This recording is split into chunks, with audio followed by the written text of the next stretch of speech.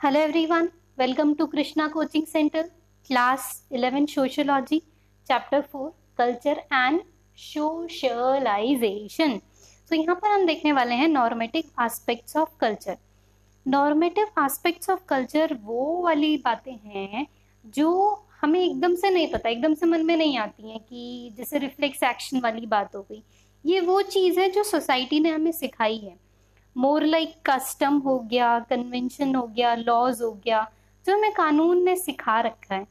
So these are values या rules है जो गाइड करती है हमारा social behaviour in the different context, कि हमें कब कैसे बिहेव करना है।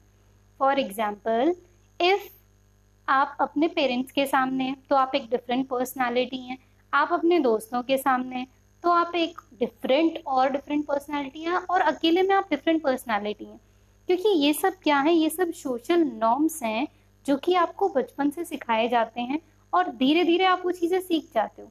जब आप बहुत छोटे थे, गोदी में थे, तो आपको नहीं पता था कब कैसा बिहेव करना है, तो आप हर जगह सेम ही बिहेव किया करा करते थे। मतलब अगर हम, ठीक है, हमें याद तो नहीं होता है, बट जैसा कुछ हमें किस्सा विस्सा सुनने को मिलता है उससे तो हमें पता चल ही जाता है ना कि हम कितने बेवकूफ थे जरा से बच्चे।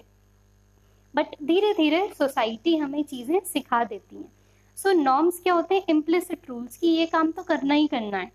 नॉर्म्स कैसे होते हैं? इम्प्लिसिट रूल्स, जैसे दूसरों का लेटर नहीं पढ़ना, गंदी बात होती है।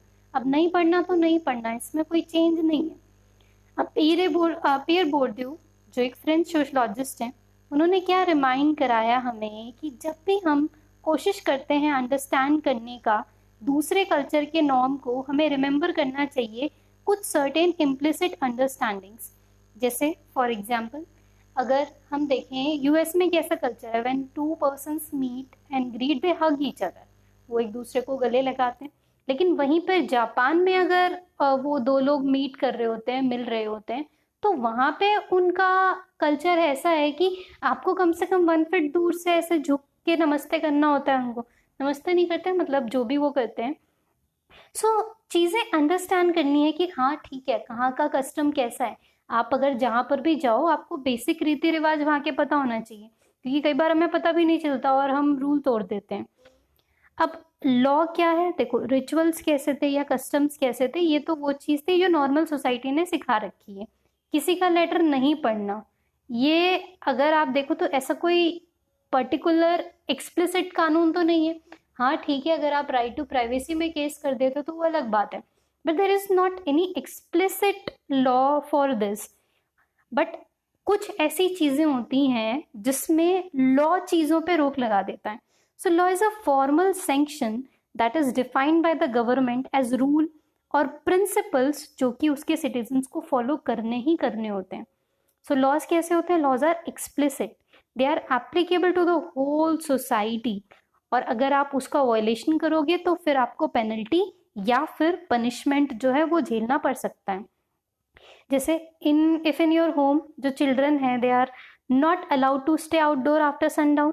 जब हमें भी बोलती है मम्मी, या बोलती थी मम्मी, सॉरी, हमें भी बोलती थी जब हम छोटे थे कि बेटा इतने टाइम के बाद बाहर नहीं रहते, नहीं खेलते, मिट्टी में नहीं खेलते। तो ये सब क्या है? सब नॉर्म्स हैं। इसके लिए कोई लॉ नहीं है कि सनसेट के बाद बच्चा बाहर रहा तो बच्चे को जेल हो जाएगी, ना जी ना। बट ये नॉर्म्स बना दिए। नॉर्म्स कैसे? कि जो एक फैमिली ने अपने बच्चों के लिए बना दिए। अब ऐसे नॉर्म्स हम अपने आसपास बहुत सारे देखने को मिलते हैं, बट जरूरी नहीं है कि हर परिवार में ये चीजें फॉलो। हाउएवर, अगर आपने किसी का गोल्ड नेकलेस चुरा लिया किसी और के घर से, तो उसका मतलब आपने एक लॉ को हर्ट किया है, एक लॉ को आपने वॉयलेट किया है। किसी की प्राइवेट प्रॉपर्टी में आप घुसे हो तो फिर तो भैया जेल पक्का पक्का हो सकती है। फिर ये थोड़ी कह सकते हो कि हाँ मैं तो नींद में चल रहा था। सो लॉस जो डिराइव होते हैं from the authority of the state, वो मोस्ट फॉर्मल डेफिनेशन है एक्सेप्टेबल बिहेवियर की। अब कुछ डिफरेंट स्कूल्स हैं, वो स्टैब्लिश करेंगे डिफरेंट नॉर्म्स ऑफ स्टूडेंट्स। जैसे बहुत सारे स्कूल्स में बहुत सारे लॉज होते हैं। जैसे हमारा जो स्कूल था वो जैन संस्था का स्कूल था, तो वहाँ पे बहुत अलग तरीके के रूल होते थे। हमें वेजिटेरियन ही खाना लेके जाना होता था। सम डेज पे अनियंस वगैरह भी अलाउ नहीं होते थे।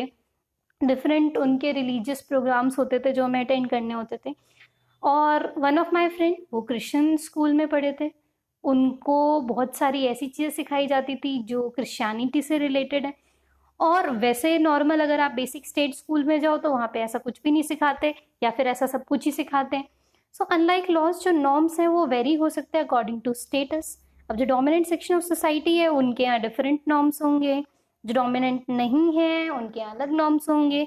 ऑफन जो डोमिनेंट सेक्शन ऑफ सोसाइटी है उसके नॉर्म्स को डिस्क्रिमिनेटिंग बोला जाता है, यानी कि उसके नॉर्म्स जो हैं, उसके रूल्स जो हैं भेदभाव करते हैं।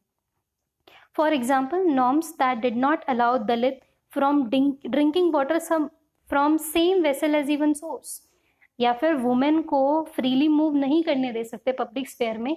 ये सब नॉर्म्स कहाँ से बने? ये सब नॉर्म बनाए किसी ना किसी एक dominant section of the society. जब एक पर्टिकुलर कास्ट डोमिनेंट हो गई तो उन्होंने और कास्ट के लिए रूल्स बना दिए, रेगुलेशंस बना दिए। जब एक पर्टिकुलर जेंडर डोमिनेंट हो गया तो उसने क्या करे, उसने ये नॉर्म्स, उसने ये रूल्स बना दिए, सबके लिए नहीं, किसी एक पर्टिकुलर जेंडर के लिए। सो ये सब चीज़ें किस में आ जाती हैं कि नॉर्म्स जो हैं वो सब जगह अलग अलग हो सकते हैं, बट लॉज में मोस्टली एक कम्युनिटी, एक कंट्री में एक ही होते हैं। अब मटेरियल एस्पेक्ट ऑफ कल्चर क्या है? मटेरियल एस्पेक्ट ऑफ कल्चर वो है, वो उस तरीके का बिहेवियर जो किसी न किसी चीज से एसोसिएट है, किसी न किसी मटेरियल से एसोसिएट है।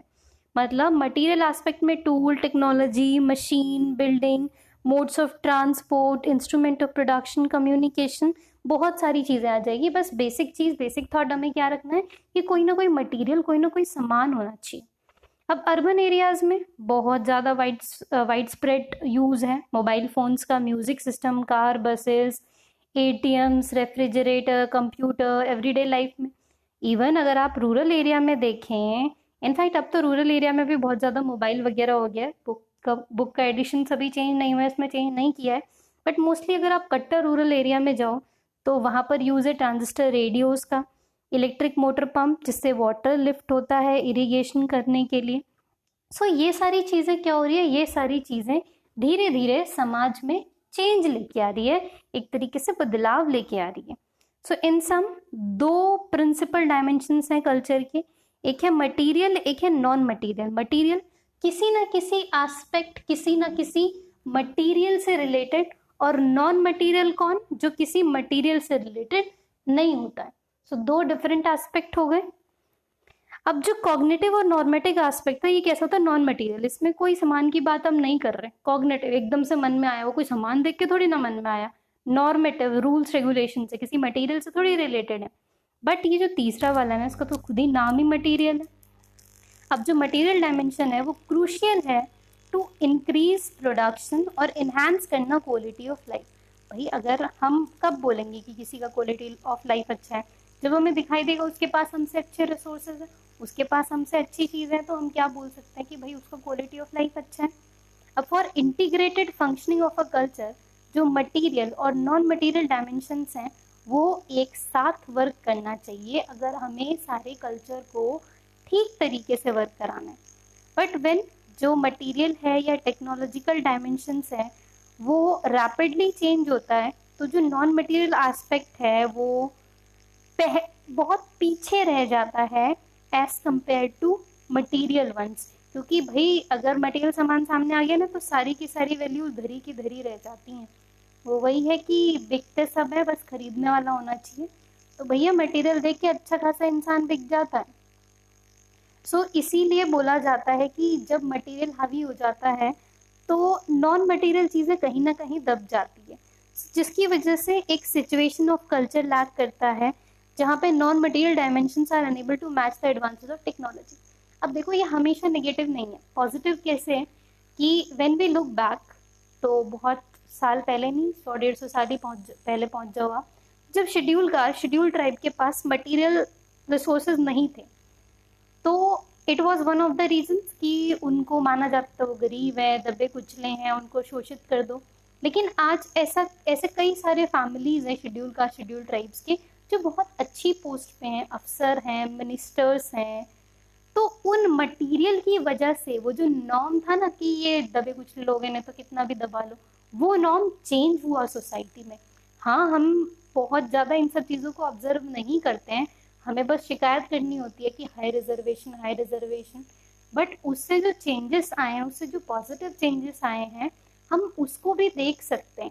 हाँ ठीक है, हमें अपनी रिजर्वेशन पॉलिसीज में कुछ अच्छे चेंजेस करने की ज़रूरत है। जैसे शेड्यूल कास्ट या शेड्यूल ट्राइब है, या हमारे भाई बहन अदर बैकवर्ड क्लासेस के हैं, तो उसके अंदर वी हैव टू आइडेंटिफाई कि कौन लोग सच में पिछड़े हुए हैं, जिन्हें सच में रिजर्वेशन की ज़रूरत है। क्योंकि अभी क्या हो रहा है, जो एक निगेटिव चीज़ हो रही है कि रिजर्वेशन का फ़ायदा उन्हीं परिवारों को मिल पा रहा है जो ऑलरेडी ग्रोन है। मतलब 80% 90% केसेस में 10% इट इज़ ब्रिलियंटली परफॉर्मिंग। वो बच्चे आगे निकल के आते हैं जिनके परिवारों को, जिनके खानदान को बुरा ट्रीट किया गया था। सो ये सब चीज़ें भी धीरे धीरे बदलेंगी, धीरे धीरे चेंज होगी। Then comes the topic the culture and identity.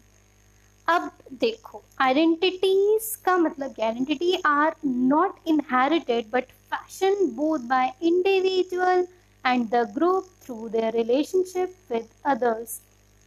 Identity कभी भी इनहेरिट नहीं होती है।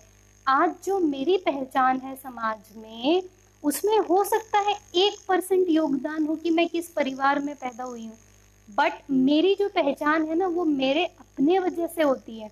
मेरा कैरेक्टर कैसा है, या मेरा बिहेवियर कैसा है, मैं लोगों के साथ कैसा बिहेव करती हूँ, मैं सोसाइटी के साथ कैसा बिहेव करती हूँ, ये मेरी अपनी आइडेंटिटी है, ये मेरी अपनी पहचान है। सो फॉर द इंडिविजुअल, जो स्पेशल रोल्स हैं जो वो प्ले करता या करती है, वो बताएंगे कि उनकी आइडेंटिटी कैसी है। अब एवरी पर्सन जो मॉडर्न सोसाइटी में है, वो मल्टीपल रोल्स प्ले करता है।